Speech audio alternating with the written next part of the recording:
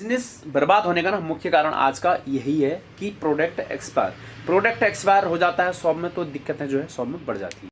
Hello दोस्तों, नमस्कार, स्वागत है आपका फिर से एक नए ब्लॉग में। दोस्तों आज का ब्लॉग रहने वाला है प्रोडक्ट एक्सपायरी। क्या होता है ना, शॉप में सेल होती नहीं है, प्रोडक्ट हम लोग रख लेते हैं, उसके बाद जब उनका ना बर्बाद होने का टाइम आता है, यानी जब प्रोडक्ट एक्सपायर होने लगते हैं ना, तो बिजनेस पूरा तहस महस हो जाता है। आज का ब्लॉग बस इसी पर रहने वाला है। अगर ब्लॉग अच्छा लगे तो उसको शेयर करना, सब्सक्राइब करना और लाइक करना। दोस्तों अगर आपकी शॉप में भी ना अगर इस प्रकार से प्रोडक्ट एक्सपायर हो रहे हैं तो आपको क्या करना है, हमेशा ध्यान रखें। आपको जो है ना, जब भी आप स्टॉक लेते हैं तो आपको फ्रेश स्टॉक जो है उठाना है।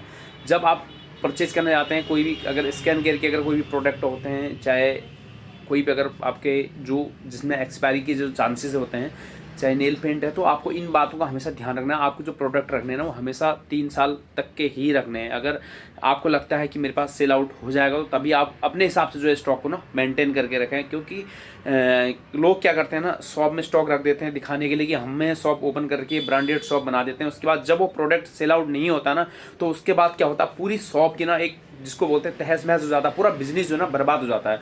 क्योंकि यहाँ पे ना कंपनी भी सपोर्ट नहीं करती है। कंपनी तब तक सपोर्ट करती है आपके पास जो है जब आप कंपनी के प्रॉपर प्रोडक्ट लेंगे।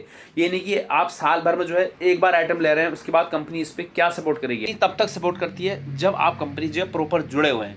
अगर आप कोई भी कंपनी का सामान किसी आफ्टर मार्केट से अगर ले रहे हैं, तो वो ना आपको पक्के बिल पे नहीं देगा, कच्चे बिल पे माल देगा। उसके बाद जब प्रोडक्ट एक्सपायर हो जाएगा ना, उसके बाद जो है आपको उनके पीछे भागना है। अगर उसकी और आपकी बाउंडिंग अच्छी है तब तो कर देगा, नहीं तो जो है वो वापस करने वाला नहीं है। इसलिए आपको जो भी प्रोडक्ट लेने ना, हमेशा जो है ऑथराइज्ड डीलर जो होते हैं उनसे लें। जैसे अगर मैं बात करूं, जो आपके पास में जो डीलर होते हैं, चाहे मार्स का है, इनसाइट का है, स्विस ब्यूटी का है, लोटस का है, और आपका जो है नेचर का है, जो भी कंपनियां आपकी जो सबसे ज़्यादा जो सेल होते हैं प्रोडक्ट इस टाइप के, अगर आपके पास में अगर कोई ऑथराइज्ड डीलर है ना प्रोडक्ट, आप उनसे ही लें।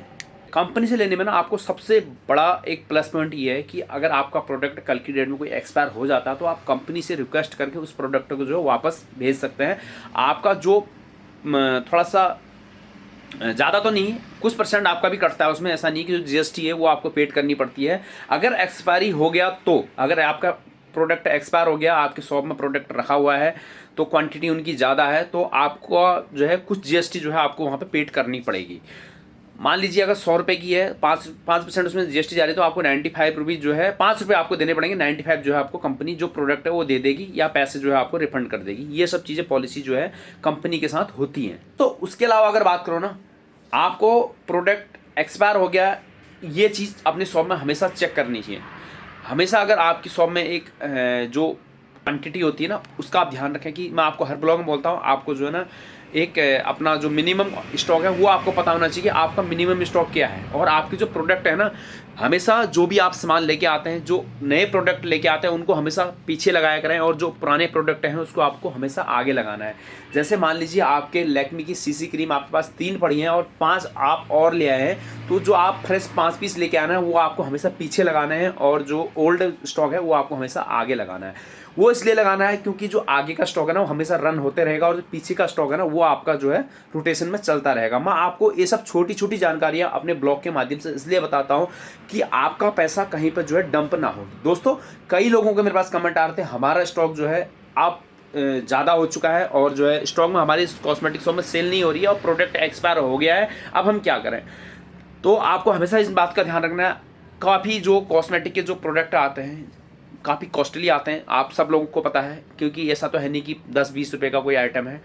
अगर आप वैरायटी की बात करो, तो अगर एक सीसी क्रीम भी लेते हैं तो उसके भी जो है 4 से 5 सेट आते हैं। जैसे फाउंडेशन के आते हैं, नेल पेंट के आते हैं, तो वही छोटे छोटे करके ना एक अमाउंट जो है बहुत बड़ा बनते जाता है। तो उस अमाउंट को ना हमें मैनेज करना आना चाहिए। ये आज मैंने आपको एक तरीका बताया। आप अगर इस तरीके से अगर अपनी शॉप में वर्किंग करेंगे ना, आपको जो है 100% आपका जो स्टॉक है ना वो डेड नहीं होगा, और ना ही आपका स्टॉक जो है वो एक्सपायर होगा। इस बात का हमेशा ध्यान रखें। आपको ना स्टॉक अपने शॉप पे उतना ही रखना है जितनी आपकी सेल हो। सेल आउट आपकी जितनी हो रही है, अगर मान लीजिए आपकी शॉप में जो है 5 पीस, 4 पीस, 2 पीस अगर डेली के सेल हो रहे हैं, उस हिसाब से आप अपने स्टॉक को मेंटेन करें। मैं बहुत जल्दी एक आप लोगों के लिए एक इन्वेंट्री का भी एक बहुत बढ़िया एक अभी ब्लॉग बनाने वाला हूं, क्योंकि मैं इसमें थोड़ा प्रिपरेशन कर रहा हूं कि इन्वेंट्री हम लोग कैसे मैनेज करें, क्योंकि ये बहुत बड़ा प्लस पॉइंट है। हमें इन्वेंट्री का हमें विशेष ध्यान रखना पड़ता है, क्योंकि सबसे ज़्यादा ना आज की डेट में जो प्रोडक्ट एक्सपायर हो जाते हैं ना, वो सबसे बड़ा हम लोगों के लिए जो है नुकसानदायक है। क्योंकि जब प्रोडक्ट एक्सपायर हो जाएगा तो हमें जो है ना तो हमारी शॉप में अर्निंग हो पाएगी, जो हमारा पैसा है ना वो चीज़ें जो है डूबते चले जाएगी।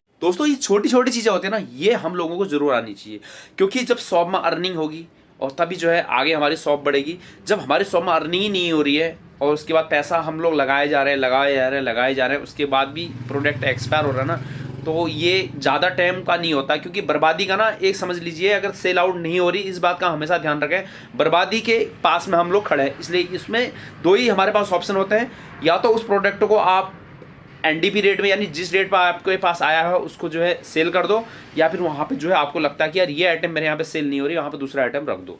क्योंकि चांसेस के दो ही हैं। अगर आप उसको रख के बैठे रहेंगे 1 साल 2 साल ना, जब वो एक्सपायर होने लगेंगे तो लाइन से आपको पता भी नहीं चलेगा कि कितने लाइन आइटम आपके जो है स्टॉक से आउट हो चुके हैं और स्टॉक से जो है एक्सपायर हो चुके हैं। और हमेशा आपको कंपनी के साथ जुड़े रहना है। मैं आज की डेट में आपको इसलिए बोलता हूँ ना, कंपनी के साथ जुड़ो। प्रोडक्ट आपको लेना है ना, क्यों आपको किसी होलसेलर से लेना है?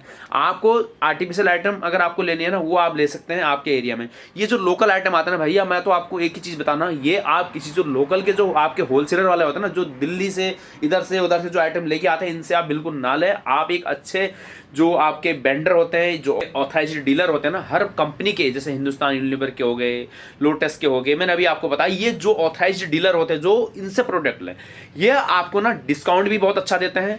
और आपको जो, अगर मैं बात करूँ ना, महीने में जो आपकी, अगर थोड़ा आपको लगता है कि अगर एक कंपनी वाले से 10,000 का माल ले रहे हैं, तो अगर आपकी बाउंड्रीज अच्छी है तो कंपनी वहाँ पर आपको सपोर्ट भी करती है।